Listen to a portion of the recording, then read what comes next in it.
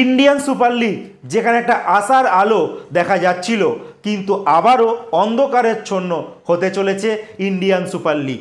সম্মানীয় সুপ্রিম কোর্টের তরফ থেকে বলা হয় এফএসডিএল আর এআইএফএফকে একটা আলোচনা সভায় বসতে।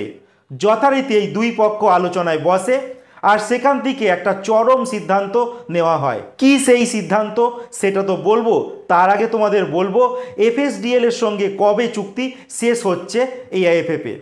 2025 সাল মানে কারেন্ট ইয়ারের 9 ডিসেম্বরে কিন্তু চুক্তি শেষ হচ্ছে, যা শুরু হয়েছিল 2010 সাল থেকে। এবার এআইএফএফ চাইছিল এই 9 ডিসেম্বর থেকে আরও কয়েকটা মাস যেন চুক্তি রিনিউ করে নেয় এফএসডিএল, যাতে এই বছরে ফুটবলটা কমপ্লিট হয়ে যায়। কিন্তু এফএসডিএল তাতে নারাজ ছিল, তারা করতে চাইছিল না, যার জন্য এই আলোচনা সভায় বসে। সেখান থেকে এফএসডিএল চূড়ান্ত সিদ্ধান্ত জানায়, তারা এআইএফএফকে নির্দেশ দেয় তারা যেন এই আইএসএল এর দায়িত্বের জন্য গ্লোবাল টেন্ডার ইস্যু করে, কারণ বর্তমানে আর এই আইএসএল আয়োজন করতে চাইছে না রিলায়েন্স গোষ্ঠী, মানে এফএসডিএল তারা আর আইএসএল এর দায়িত্ব নিতে চাইছে না। ইতিমধ্যেই তাদের অনেক টাকা ক্ষতি হয়ে গেছে, তারা সেটা জানাচ্ছে, যার জন্য তারা এআইএফএফ এর ঘাড়ে কিন্তু পুরোটাই চাপিয়ে দিয়েছে। এবার দেখার বিষয় এই এআইএফএফ কবে গ্লোবাল টেন্ডার ইস্যু করে।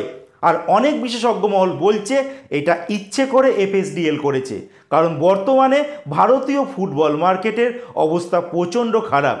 যদি কোনো ইনভেস্টার এই দায়িত্ব না তুলে নেয় তাহলে আবারও রিলায়েন্স দল তারা চলে আসবে, মানে এফএসডিএল চলে আসবে, আর তারা এসে এই এআইএফএফ এর উপরে নিজেদের ছড়ি ঘোরাবে।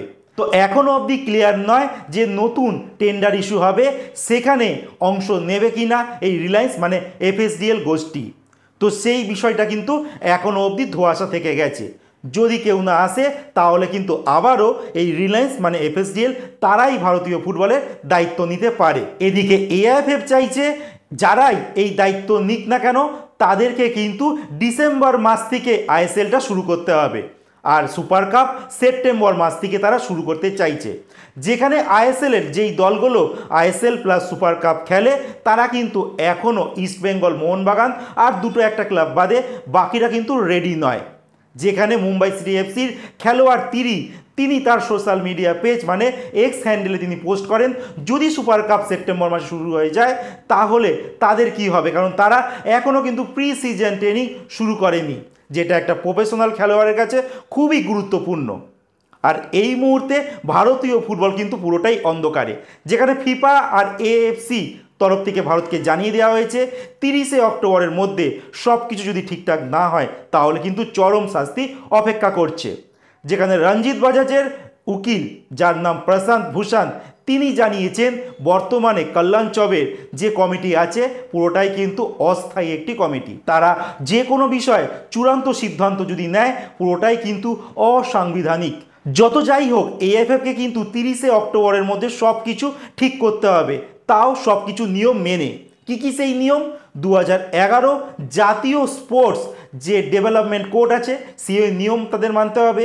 এছাড়া 2025 জাতীয় স্পোর্টস অ্যাক্টও মানতে হবে।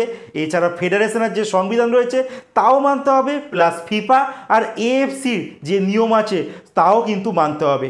সমস্ত কিছু নিয়ম মেনে নতুনভাবে নির্বাচন করে একটা নতুন কমিটি কিন্তু তৈরি করতে হবে 30শে অক্টোবরের মধ্যে। আর তার সঙ্গে জাতীয় লিগ মানে দেশের যে 1 নম্বর লিগ সেটাও কিন্তু ঠিকভাবে চালু করতে হবে।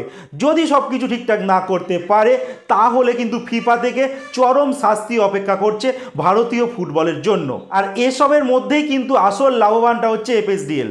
তারা চাইছে এআইএফএফ যেন এই গ্লোবাল টেন্ডার ইস্যু করে, সেখান থেকে যদি কোনো কাস্টমার তারা যদি না পায় তাহলে কিন্তু আবার রিটার্ন আসতে পারে এফএসডিএল, তারা নিজেদের মতো করে পুরোটাই ছড়ি ঘোরাবে। সেক্ষেত্রে এআইএফএফ এর হাতে কিন্তু কোনো ক্ষমতা থাকবে না, পুরো ক্ষমতা কিন্তু নিয়ে নেবে এফএসডিএল।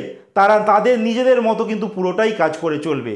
তো মাননীয় কল্যাণ চবে মহাশয় তিনি ভারতীয় ফুটবলটাকে কোন খাদের কিনারায় নিয়ে পৌঁছেছেন একমাত্র তিনিই ভালোভাবে বলতে পারবেন।